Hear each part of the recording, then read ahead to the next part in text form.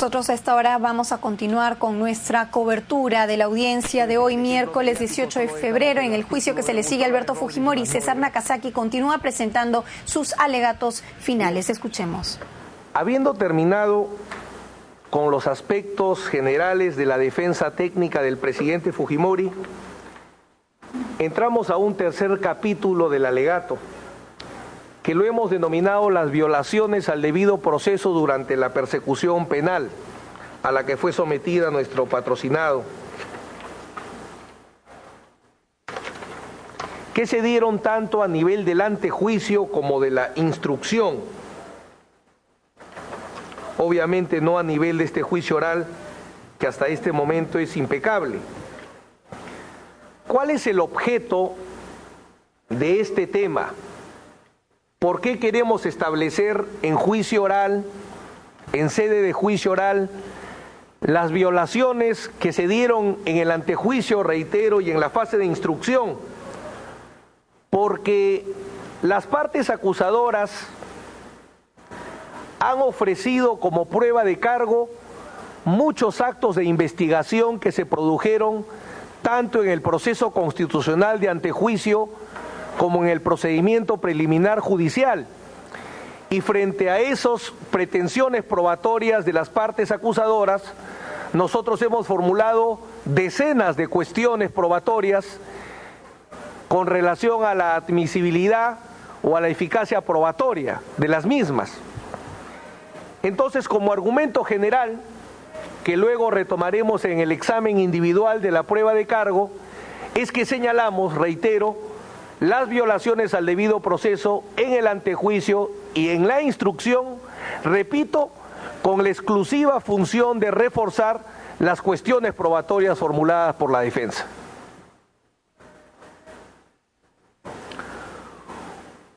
Un primer tema es establecer cuáles, en líneas generales y muy rápidas, qué tipo de persecución penal admite un Estado social y democrático de derecho. Hace mucho tiempo Roxin estableció que el derecho penal y el derecho procesal penal que funcionan en una sociedad dependen del tipo de Estado. Cada tipo de Estado tiene su derecho penal y su derecho procesal penal. Por ejemplo, un Estado liberal tiene un tipo de persecución penal distinta a un Estado comunista y distinta a un Estado social y democrático de derecho. En un Estado social y democrático de derecho, la persecución penal tiene límites materiales y límites formales. Esto es, la persecución penal en un Estado como el nuestro, que es social y democrático de derecho, está limitada. Y en el caso concreto, el límite que se ha violado es el principio del debido proceso, un límite formal de la persecución penal que se denomina debido proceso. ¿Por qué sostenemos que se ha violado el debido proceso a Alberto Fujimori en el antejuicio y en la instrucción? Por las siguientes razones. Son 4 causas de violación del debido proceso. Violación en el antejuicio del derecho a la defensa. Violación en el antejuicio del principio de razonabilidad por adopción de decisiones congresales sin el número mínimo de votos necesarios. Violación en el antejuicio del derecho a un tribunal imparcial. Y finalmente hay un error en el gráfico, violación en la instrucción.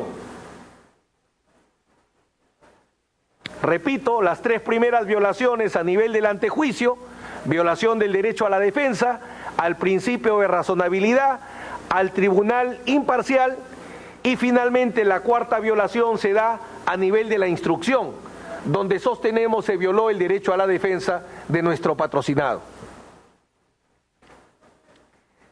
En lo que resta de la sesión, trabajaré la primera causa de violación del debido proceso en el antejuicio. Esto es la violación al derecho a la defensa. ¿Por qué sostenemos que se violó el derecho a la defensa del presidente Alberto Fujimori en el proceso constitucional de antejuicio.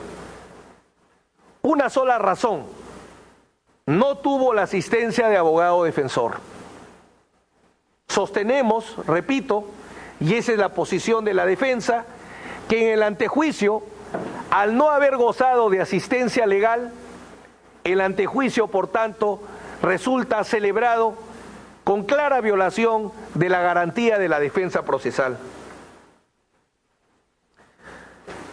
Para demostrar esta premisa de la defensa, un antejuicio celebrado sin defensa, en primer lugar trabajaremos como subtema el derecho a la defensa garantizaba a Alberto Fujimori la designación de oficio de abogado defensor en el proceso constitucional de antejuicio. Este es un tema nunca tratado. Nunca se ha establecido si en el proceso de antejuicio el aforado goza de derecho a la defensa y si una expresión de este derecho a la defensa es que cuente o no con defensor de oficio cuando tiene la calidad de ausente. Dicho sea de paso, es una práctica constante en el Congreso a través de la historia. En el caso Mobotex, recordará el presidente de la sala, planteamos otra grave irregularidad: que las resoluciones de contenido penal del Congreso que autorizan el procesamiento penal no fijan el hecho. Como la sentencia fue absolutoria, no hubo oportunidad de tratar este tema con la profundidad del caso, porque las resoluciones siguen siendo así. Sale la autorización de procesamiento penal del Congreso, pero no se dice por qué hecho, y hay que bucearlo. En esa oportunidad se dijo en el informe final de la subcomisión investigadora. El artículo 100 de la Constitución de 1993, al tratar el proceso de antejuicio, reconoce expresamente el derecho a la defensa del aforado. Textualmente dice el artículo: el acusado tiene derecho en este trámite a la defensa por sí misma y con asistencia de abogado ante la Comisión Permanente y ante el Pleno del Congreso. Y el artículo 89, inciso L del reglamento, vigente en la época de los antejuicios que se realizaron contra nuestro defendido, decía textualmente: durante las diferentes etapas del procedimiento de acusación constitucional, el denunciado puede ser asistido o representado por abogado. La pregunta que formulamos entonces es la siguiente: ¿el derecho a la defensa en el antejuicio garantizaba a Alberto Fujimori un defensor de oficio a falta de abogado designado? La pregunta no es una ocurrencia de los defensores, responde a la necesidad de establecer el alcance del derecho a la defensa en el antejuicio e, insisto, la repercusión sobre los actos investigatorios que se realizaron a ese nivel de cara a que puedan ser convertidos o no en actos probatorios. Esta necesidad de responder esta pregunta fue, por ejemplo, también cuestión de preocupación en algunos miembros del Congreso de ese entonces. El presidente de la subcomisión investigadora de las denuncias constitucionales 28 y 32, el excongresista Walter Alejos Calderón, dirigió un oficio al presidente del Congreso solicitándole que coordine con el ministro de Justicia el nombramiento de abogados defensores de oficio, tanto para el presidente Fujimori como para el exministro de Economía Jorge Vaca Campodónico, que también fue denunciado en ese caso.